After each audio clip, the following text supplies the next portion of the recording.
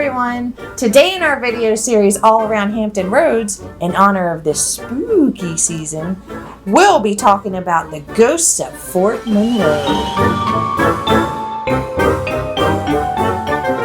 We're going to be telling you about a few of the well-known ghost stories centered around Fort Monroe, as well as showing you some of the spots that they are rumored to haunt.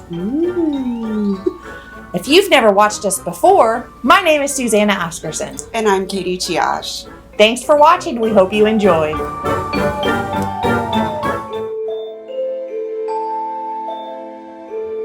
Obviously, ghost stories are just that, stories. But some places tend to have more of them centered around them than others, and that seems to be the case for Fort Monroe in Hampton, Virginia. Even the U.S. Army mentions the haunting of Fort Monroe on its website, www.army.mil. The historic Fort Monroe has been around in some form since 1608, and thus has watched lots of historic events, people, and a war or two pass it by. So it's no surprise that it comes with a few ghost stories. Without further ado, let's delve into some of the most popular ghost stories of Fort Monroe. A lot of the ghostly sightings are centered around different areas inside the moat. So first, let's visit the Casemate Museum. The most famous ghost said to haunt the Casemate Museum is the Confederate General Jefferson Davis, who was imprisoned there briefly after the Civil War. It is said that his ghost still takes evening walks along the ramparts today. Paranormal investigators have recorded sounds of disembodied voices and horse hooves at the Casemate. You can visit the Casemate Museum for yourself, and for hours and ticket info, visit www.fortmonroe.org. In one of the houses across from the Casemate, past residents have reported seeing a man in mid-18th century attire appear by the fireplace, and also have reported a strange mist that appears in one of the bedrooms. You can read more about this and other hauntings in the book, The Ghosts of Fort Monroe, by Jane Polonsky and Joan Drum. Probably the most well-known ghost story centered around Fort Monroe is the Lady in White. The Lady in White was said to be in an unhappy marriage to a captain in the mid-1800s. The Lady in White soon started up an affair with a handsome soldier.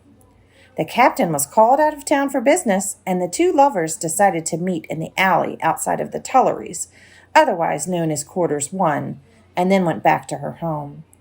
The husband unexpectedly came home, caught the lovers, and shot his wife. No one knows what became of the handsome soldier, but she is said to haunt the alley, now known as Ghost Alley, in her white nightgown, waiting for her lover. Another place on Fort Monroe that offers a chance to see a famous ghost is Quarters Number 1. Lots of important politicians and dignitaries have stayed in Quarters Number 1 over the years, including Abraham Lincoln, who is said to still be in residence there today, as people have caught glimpses of him standing by one of the fireplaces, deep in thought. Paranormal investigators have also recorded an electronic voice recording of a little girl calling out the name Greta. Greta is thought to be the little girl's cat. Speaking of famous ghosts, Edgar Allan Poe is said to haunt the Chamberlain, where a ghostly figure in a top hat, thought to be him, can be sometimes seen on the porch. A ghost known as Esmeralda is also reported to haunt the Chamberlain. She can be seen on the 8th floor and is said to be a ship captain's daughter awaiting his return. The last place I'll mention, said to have its own resident ghost, is Ouzel Finch Brewery. Dubbed the Night Watchman, employees have reported hearing footsteps, voices, and their names being called when no one is there. Spooky, huh? I love Fort Monroe and feel incredibly lucky to live close enough to visit it often. In my mind, the ghost stories centered around it just add even more fun and mystery to a beautiful and special place. We hope you enjoyed this spooky episode of All About Hampton Roads. For our next episode, we'll be going over a lot of the popular Halloween and fall events happening in Hampton Roads. After that, we'll be back to neighborhoods.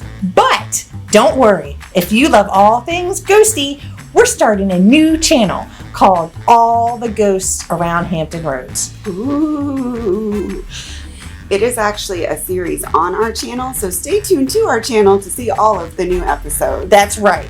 Thank you for watching. And don't forget, if you have any questions real estate related, feel free to reach out at any time. We are more than happy to help. Bye.